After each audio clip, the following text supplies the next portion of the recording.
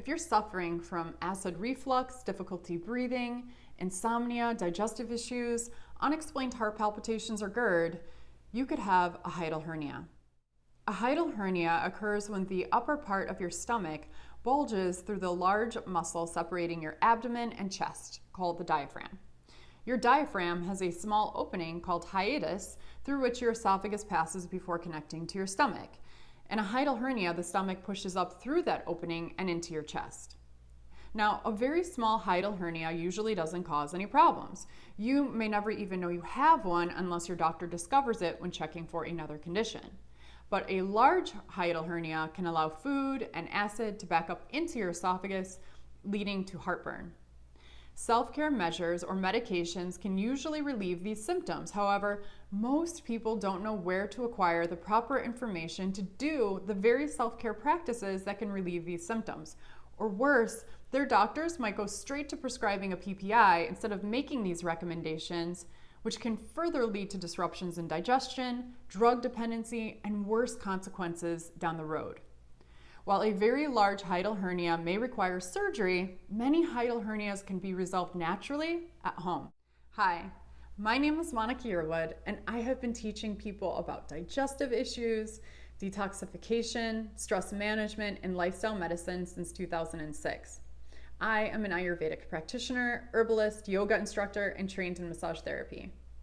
The reason why I put together this training for hiatal hernia is because about 17 years ago, when I started to study Ayurveda, I also started to have trouble breathing.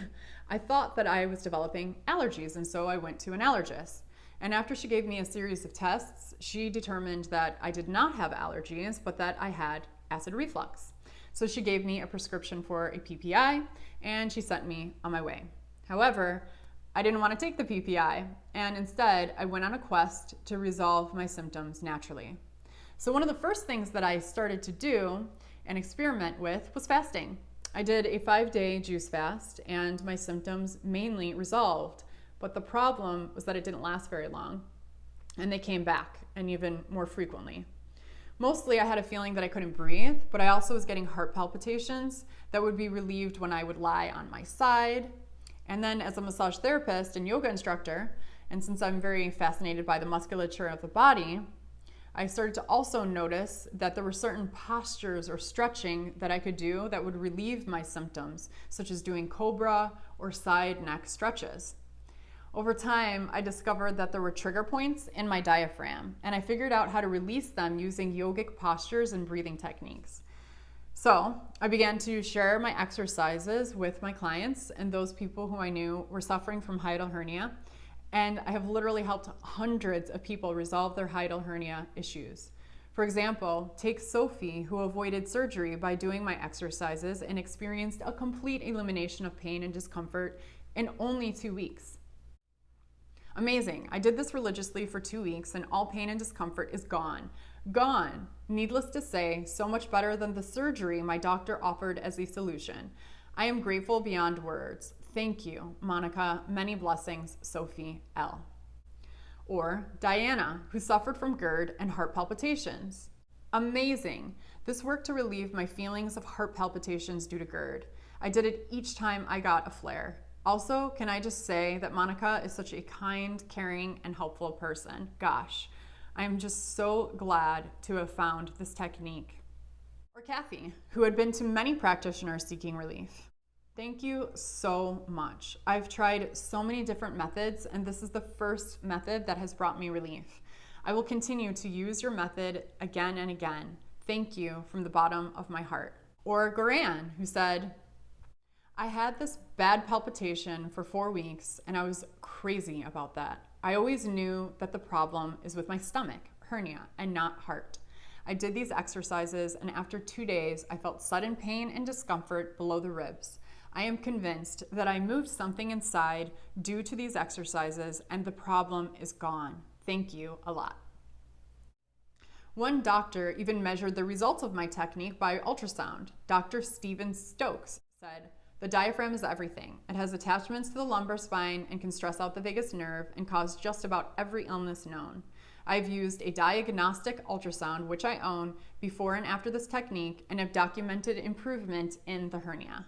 So my technique is based on the premise of releasing trigger points that are found inside of the diaphragm. So let's go over the anatomy really quick here so you can understand.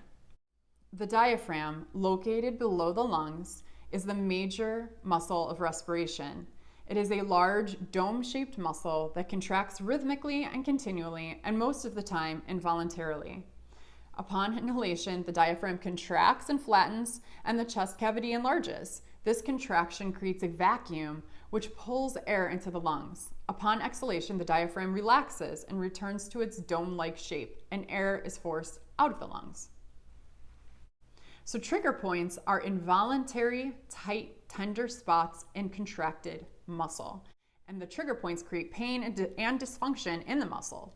They are in parts of the muscle where there is decreased circulation, increased muscle contraction, spasm, and increased nerve sensitivity, and they can cause a lot of pain and constant ache. They can cause dysfunction or referred pain, which means that they can create pain in other areas of the body where the trigger points even are not. So when a hiatal hernia occurs, as shown in the diagram, the top of the stomach is pinched in the diaphragm's hiatus, and this can lead to a number of symptoms, including feeling full prematurely, a tight feeling in the stomach, belching and pain around the solar plexus, difficulty breathing. But of course, the most aggravating symptom is acid reflux. When the top of the stomach is pinched, it has difficulty closing its sphincter valve. And this sphincter is there to prevent the strong acid in the stomach from splashing up and burning the esophagus. As a result, stomach acid refluxes into the esophagus, and that can cause ulcers, scarring, and even cancer of the esophagus, not to mention heartburn, pain, and tooth decay if the acid reaches the mouth. However, there are also silent reflux symptoms that can develop, and these include things like heart palpitations, difficulty breathing, tinnitus, and difficulty sleeping. But all of these symptoms can disappear when proper tone is restored to the diaphragm and the stomach is pulled down out of the hiatus. One simple exercise that can help you to understand if acid reflux is related to hiatal hernia caused by trigger points in the diaphragm is to sit up straight in a chair, take your fingers and cup them underneath the left rib cage, put the fingers up and back, pull working your way toward the sternum. If you have pain or a sensation of bruising, this is a strong indication that you have trigger points in the diaphragm that, if released, can help to align your esophagus and stomach, relieving you of hiatal hernia, GERD, and silent reflux symptoms. But what causes trigger points to form in the diaphragm to begin with? There are three primary contributors to the development of trigger points in the diaphragm. First is chronic stress, second is PSOAS dysfunction, and third is mineral deficiencies. Let's start with chronic stress. In short bursts, the hormones that are produced when we are under stress are protectant. They protect our immune system and the healthy function of our entire body. But when we are underneath chronic stress, these same hormones become toxic and disrupt the body in numerous ways. Now, most of my clients who have physical health issues related to digestion have experienced stress or trauma related to their condition or up to the development of their condition. And one of the worst things about stress is how it impacts our breathing. When we are under stress, we do not breathe. Improper oxygenation can cause hypoxia in the muscle cells, causing them to be fatigued, weaken, and cause pain. Improper breathing also leads to weakening of the diaphragm and its dysfunction. Chest breathing, which is incredibly common, contributes to this as well. Number 2, psoas and pelvic floor dysfunction. Additionally, chronic stress can contribute to psoas and pelvic floor dysfunction. The mysterious muscle called the psoas is a famous hip flexor, but it does so much more. Running from the mid-back to the trochanter of the femur, it's connected to the diaphragm, and it plays a huge role in breathing, and it is stretched and toned by our breathing. Symptoms of psoas issues include things like uneven hips, back pain, uneven shoulders, jaw deviation and TMJ, uneven leg length, restricted breathing, and digestive issues. There's a functional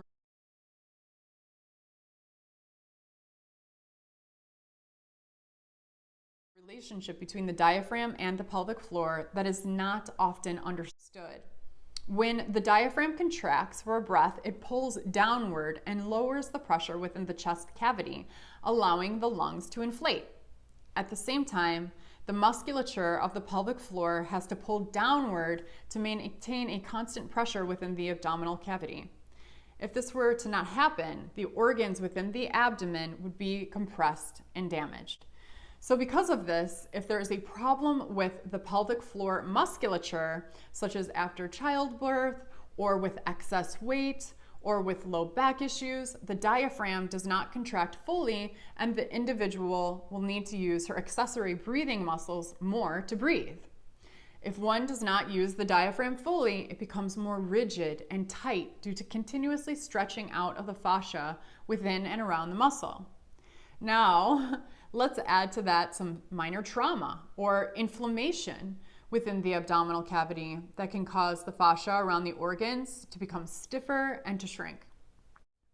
If this occurs around the stomach, the fascia can pull the stomach upward toward the diaphragm and cause the top of the stomach to begin to migrate through the hiatus into the thoracic cavity. Small intestine, which can cause backflow of stomach contents into the lower part of the esophagus. This backflow is known as acid reflux.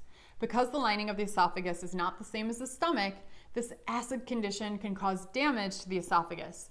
Early stages of this condition present as heartburn, and the condition will gradually progress over time if it goes untreated. Traditional treatment would include medications to decrease the stomach acid or surgical repair. But the problem with the use of medications is that they don't address the initial cause of the problem itself, only the symptoms. Number 3 is mineral deficiencies. Adequate quantities of minerals and vitamins are essential for healthy muscles and tissues. Studies have indicated that 50% of clients presenting with chronic pain are found to be deficient in a number of key micronutrients such as vitamin B1, B6, B12, vitamin C, and folic acid. The minerals calcium, magnesium, iron, and potassium are all also critically important, but of these, magnesium is one of the most important minerals. In a perfect world, magnesium is supposed to be the 4th most abundant mineral in our body, as it is necessary for the synthesis of ATP, the body's main form of energy. However, it is estimated that over 43% of Americans do not get sufficient magnesium through their diet. This is due to our food sources being depleted of magnesium.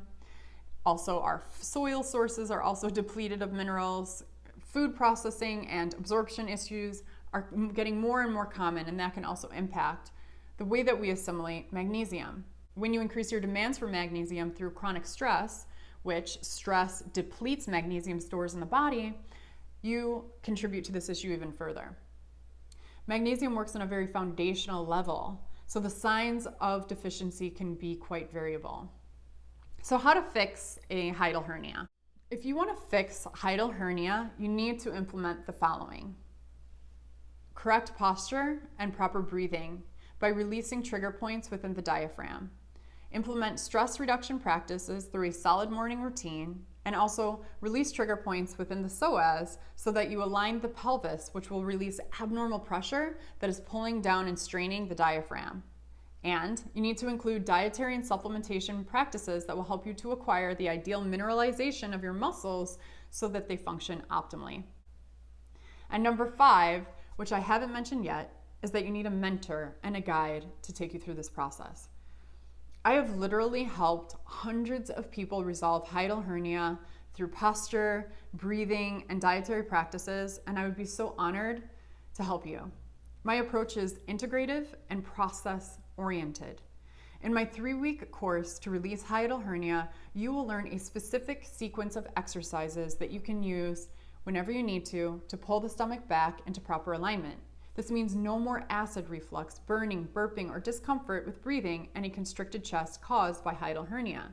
This is done naturally and will require about 25 minutes of your time each day to the exercises that I will teach you, as well as dietary changes and stress management practices. These exercises will be your stress management and breathing practices as well, which will help you to connect to your body, become less reactive, manage your stress well, reduce the negative impact of stress hormones, and encourage you to develop healthy stress management coping skills. This has helped many of my clients reduce and eliminate negative stress management coping tendencies, such as numbing out with TV, food, or alcohol in just a matter of a few weeks, which means additional benefits to you by adopting these practices, such as weight loss and a greater sense of well-being.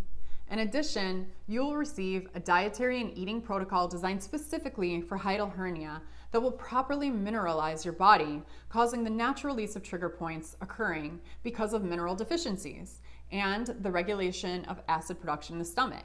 Did you know, for example, that there are certain key foods that can disrupt the function of the sphincter muscles in your hiatus and contribute to reflux and silent reflux symptoms? Avoid these and you could greatly reduce your symptoms while you heal. In addition, there are key foods that you will want to include in your diet that can help to replenish nutrient stores, reduce inflammation in your body, and help to restore the function of your digestive system naturally. I'm so excited to get to know you and to support you directly through this journey. Please click the button below to join me.